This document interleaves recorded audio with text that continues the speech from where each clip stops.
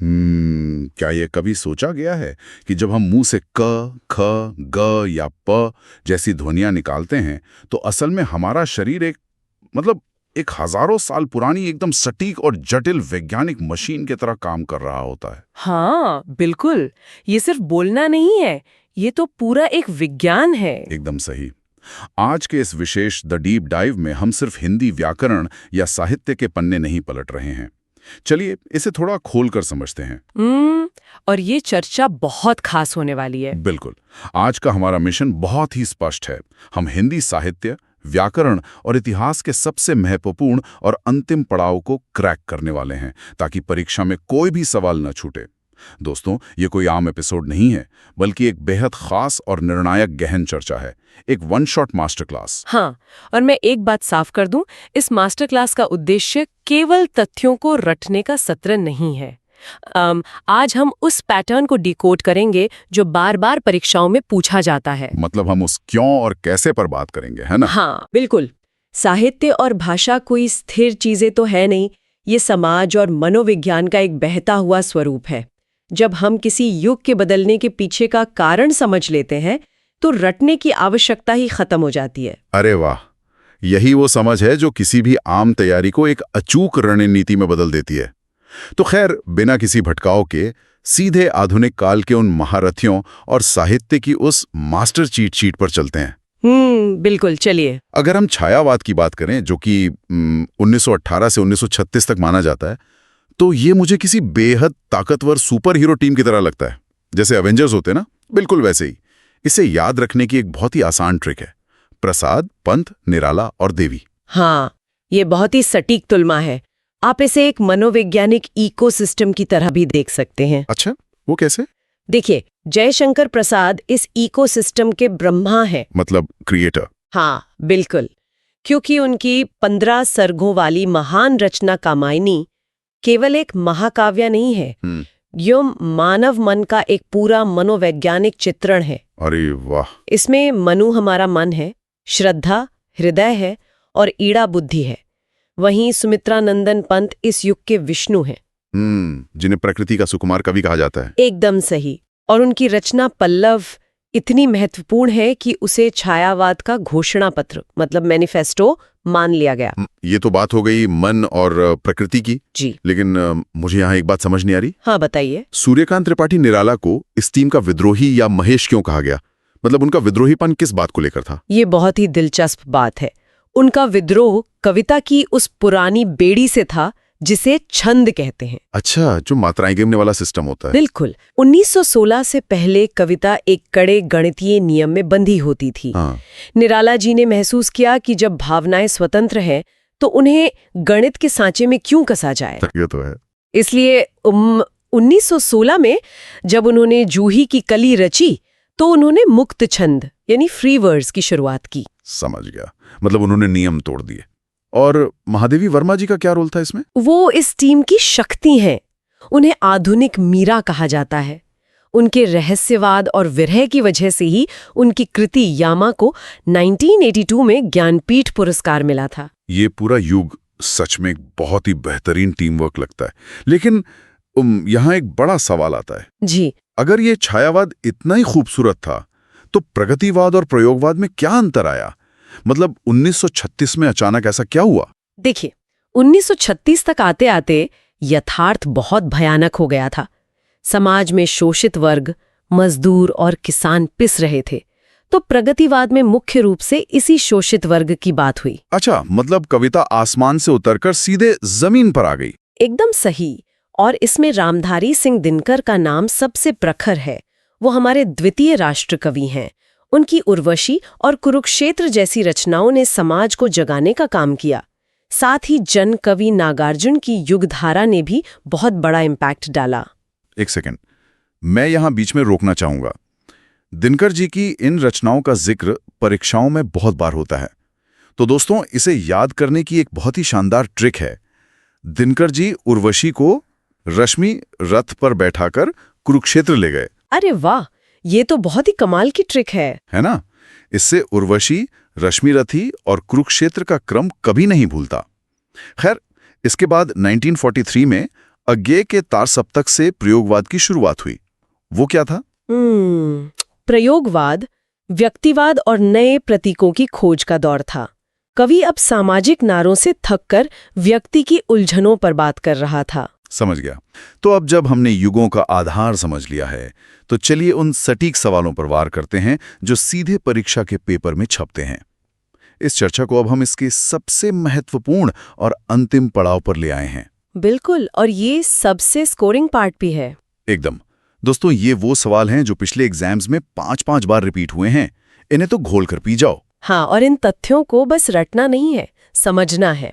जैसे प्रथम इतिहासकार की बात करें तो वो गारसा दा तासी थे, एक फ्रेंच विद्वान जिन्होंने 1839 में अपना ग्रंथ लिखा। मुझे ये बहुत अजीब लगता है कि एक फ्रेंच आदमी हिंदी का पहला इतिहास लिख रहा है। हाँ, ये औपनिवेशिक हितों का मामला था। वो हमारी संस्कृति को समझकर हम पर राज करना चाहते थे। इसके बाद प्रथम भारतीय प्रयास 1883 में शिव सिंह सेंगर ने शिव सिंह सरोज लिखकर किया। दोस्तों, ये वो सवाल हैं जो पिछले एग्जाम्स में 5-5 बार रिपीट हुए हैं। इन्हें तो घोल कर पी जाओ। प्रथम महाकाव्य तो चंदबरदाई का पृथ्वीराज रासो है, लेकिन अगर खड़ी बोली का प्रथम महाकाव्य पूछ लें तो उत्तर लोगा अयोध्या सिंह उपाध्याय हरिऔध का प्रिय प्रवास। और खड़ी बोली के प्रथम प्रयोक्ता अमीर खुसरो थे, है ना? बिल्कुल। और अपभ्रंश के वाल्मीकि स्वयंभू को कहा जाता है। पुरस्कारों से भी तो बहुत सवाल आते हैं। साहित्य अकादमी का पहला पुरस्कार 1955 में माखनलाल चतुर्वेदी को उनकी कृति हिम तरंगिणी के लिए मिला था। हाँ, जिन्हें एक भारतीय आत्मा भी कहा जाता है। और पहला ज्ञानपीठ सुमित्रानंदन पंत जी को चिदम्बरा के लिए 1968 में मिला। बिल्कुल। और यहाँ एक और जरूरी बात है, जॉर्ज ग्रियर्सन ने ही सबसे पहले भक्ति काल को स्वर्ण युग कहा था। वैसा क्यों? क्योंकि उस समय कबीर, तुलसी जैसे संतों ने समाज सुधार और साहित्य को एक कर दिया था। और हाँ, ज्ञानपीठ पुरस्कार के नियमों में भी 1984 के बाद एक बड़ा बदलाव आया। वो क्या बदलाव था? 1984 के बाद ये किसी एक रचना के बजाय संपूर्ण साहित्य के लिए दिया जाने लगा। अरे वाह! दोस्तों, ये वो सवाल हैं जो पिछले एग्जाम्स में 5-5 बार रिपीट हुए हैं। इन्हें तो घोल कर पी जाओ। बिल्कुल सही कहा। खैर, यहाँ एक बहुत ही दिलचस्प बात सामने आती है। साहित्य से बाहर निकलकर अब उस आधिकारिक यात्रा को देखते हैं जिसने हिंदी को एक राष्ट्र की आवाज बनाया। हाँ, ये बहुत गर्व की बात है। संविधान के अनुच्छेद 343 का जिक्र करना तो बनता है, जिसमें संघ की राजभाषा हिंदी और लिपि देवनागरी तय की गई। एकदम सही। और इसीलिए 14 सितंबर को राष्ट्रीय हिंदी दिवस मनाया जाता है। और 10 जनवरी को जो मनाया जाता है वो विश्व हिंदी दिवस है। दोनों अलग हैं। समझ गया। और संविधान की 8वीं अनुसूची का सफर भी तो कितना शानदार रहा है। मूल रूप से 14 भाषाएं थी और आज 22 भाषाएं हैं। बिल्कुल। और दोस्तों, 92वां संशोधन जो कि 2003 में हुआ था, उसे याद करने के लिए एक शानदार ट्रिक है। BDMS जैसे मेडिकल की डिग्री होती है। B से बोडो, D से डोगरी, M से मैथिली और S से संथाली। बहुत ही स्मार्ट ट्रिक है ये। और अगर हम पत्रकारिता के इतिहास की बात करें तो पहले साप्ताहिक पत्र उदंत मार्तंड का नाम सबसे ऊपर आता है, जो 30 मई 1826 को कलकत्ता से जुगल किशोर शुक्ल जी ने निकाला था। मुझे ये बात हमेशा गर्व से भर देती है। हाँ, और पहला दैनिक पत्र जो रोज छपता था वो 1854 में आया, समाचार सुधावर्षण, जिसके संपादक श्याम सुंदर सेन थे। इसकी भी एक गजब की ट्रिक है। शाम को ही समाचार रोज सुनने का मजा आता है। शाम से श्याम सुंदर सेन, समाचार से समाचार सुधावर्षण और रोज से दैनिक पत्र। अरे वाह, ट्रिक्स का तो खजाना है आपके पास। बिल्कुल। अब हमारी भाषा की बात हुई रही है तो चलिए देवनागरी लिपि के उस अचूक विज्ञान पर बात करते हैं। क्या ये देवनागरी के अक्षर जैसे क, ख, ग किसी रैंडम तरीके से बनाए गए? बिल्कुल नहीं। इसका विकास क्रम ब्राह्मी से गुप्त, फिर कुटिल, फिर प्राचीन नागरी और आखिर में देवनागरी तक पहुंचा है। अच्छा। हाँ, और सबसे खास बात इसका विज्ञान है। ये मानव शरीर के गले से लेकर होठों तक का सफर तय करता है। मतलब ये एनाटॉमी से जुड़ा है। ये तो गजब है। थोड़ा डिटेल में बताइए ना। देखिए, सबसे पहले क वर्ग आता है। क, ख, घ, घ। ये कंठ यानी गले से बोला जाता है। हाँ, गले के एकदम पीछे से आवाज आती है। बिल्कुल। फिर च वर्ग आता है जो तालू से बोला जाता है, यानी जीभ ऊपर लगती है। समझ गया। उसके बाद हवा और आगे बढ़ती है तो ट वर्ग आता है जो मूर्धा है, जहां जीभ मुड़ती है। अरे हाँ, ट ठ बोलते वक्त जीभ मुड़ती है। फिर त वर्ग आता है दंत्य यानी दांतों से, और अंत में प वर्ग जो ओष्ठ्य है यानी होठों से जुड़ा हुआ। मतलब कंठ से शुरू होकर आवाज होठों तक एक परफेक्ट सीक्वेंस में आ रही है। खैर कमाल की इंजीनियरिंग है। और वो ऊपर वाली लाइन जिसे शिरोरेखा कहते हैं, वो भी कुछ खास है क्या? बिल्कुल, वो क्षैतिज रेखा इसे स्पष्ट और वैज्ञानिक बनाती है, जिससे हमारी आंखों को शब्द एक साथ पढ़ने में मदद मिलती है। तो आखिर इस सब का मतलब क्या है? इसका मतलब है सही रणनीति। अब हमारे पास ज्ञान का पूरा खजाना है, लेकिन इसे परीक्षा के दिन तक दिमाग में कैसे रोक कर रखा जाए? ये सबसे बड़ी चुनौती होती है छात्रों के लिए। बिल्कुल। तो यहाँ मैं एक बड़े भाई के नाते कुछ सलाह देना चाहूंगा। सबसे पहले तो केवल आंखें खोल कर ना पढ़ें, बल्कि आंखें बंद करके दिमागी चित्र यानी विजुअल्स बनाएं, जिसे एक्टिव रिकॉल कहते हैं। हाँ, ये बहुत जरूरी है। और अजीब ट्रिक्स का इस्तेमाल करें। दिमाग अजीब चीजों को जल्दी पकड़ता है, जैसे कार का चौथा गियर यानी ग्रियर्सन का चारणकाल। बिल्कुल। और रंगों का वर्गीकरण यानी कलर कोडिंग भी बहुत काम आती है। गद्य और पद्य को अलग अलग रंगों से हाईलाइट करें ताकि कंफ्यूजन ना हो। एकदम सही। लेकिन वो जो हम भूल जाते हैं, उसका क्या करें? उसके लिए अंतराल दोहराव यानी स्पेस्ड रेपिटेशन का विज्ञान है। भूलने के ग्राफ को तोड़ने के लिए जो पढ़ा है उसे 1 दिन, 3 दिन और 7 दिन बाद रिवाइज करना चाहिए। ये 1-3-7 का नियम सच में एक गेम चेंजर है। खैर, आज की चर्चा बहुत ही ऊर्जावान रही। मंजिलें उन्हीं को मिलती हैं जिनके सपनों में जान होती है। पंखों से कुछ नहीं होता, हौसलों से उड़ान होती है। बहुत खूब।